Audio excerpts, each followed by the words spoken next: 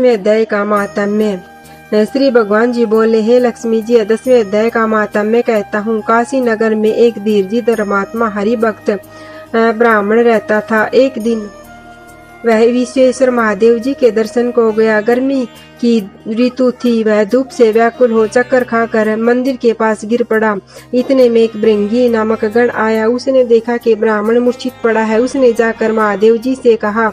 महादेव जी सुनकर चुप रहे। उस गण ने फिर जाकर कहा, हे स्वामी, यह चरित्र मैंने देखा है। कौन सा पुण्य किया था जिससे पवित्र जगह पर मृत्यु पाई है? इसकी तो चारों बातें भली आन बनी है।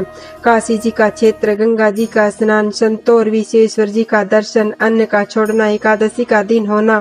कृपा कर यह बताओ कि इसने कौन सा पुण्य किया था? तब महादेव जी ने कहा, हे भृंगी, इसके जन्म का हाल मैं कहता हूँ, सो सुनो। एक दिन कैलाश पर्वत पर पार्वती और हम बैठे हुए थे। एक हंस मेरे दर्शन को आया। वह हंस ब्रह्मा जी का वाहन था। ब्रह्मलोक से मानसरोवर को जाता था। उस सरोवर में सुंदर कमल के फूल खिले हुए थे।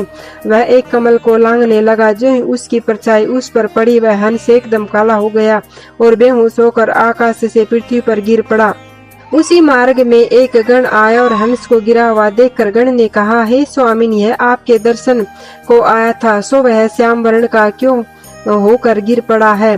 गण मेरी आज्ञा से हंस को ले आए। मैंने हंस से पूछा, तू श्याम वर्ण का क्यों हो गया है? हंस ने कहा, हे प्रभु जी, मैं नहीं जानता कि मैं किस कारण काला हो गया हूँ। यह सुनते ही शिव जी को आकाशवाणी हुई, हे शिव जी, कमलिनी से पूछो, वह कहेगी। कमलिनी ने आकर कहा कि मैं पिछले जन्म में पद्मावती नामक अप्सरा थी। श्री गंगा जी के किनारे एक ब्राह्मण स्नान करके गीता जी के 10वें अध्याय का पाठ किया करता था। एक दिन इंद्र का सिंहासन हला। इंद्र ने मुझे आज्ञा दी कि तू जाकर उस ब्राह्मण की तपस्या भंग कर। मैं ब्राह्मण के पास गई। ब्राह्मण ने मुझे श्राप दिया कि हे पापिनी, तू कमलिनी हो जा। ब्राह्मण के श्राप से मैं कमलिनी हो गई। मैं अब गीता जी के 10वें अध्याय का पाठ करती हूँ। उसी से मेरा तेज है। मुझको लांघने वाला काला होकर अचेत हो जाता है। हंस ने कहा कि मेरा श्याम वर्ण से श्वेत वर्ण कैसे होवे और तू कमलिनी की देह से छूटकर देवदेह कैसे पावे? तब कमलिनी ने कहा कि यदि कोई गीता जी के 10वें अध्याय पाठ सुनावे तब हमारा और तुम्हारा उद्धार हो।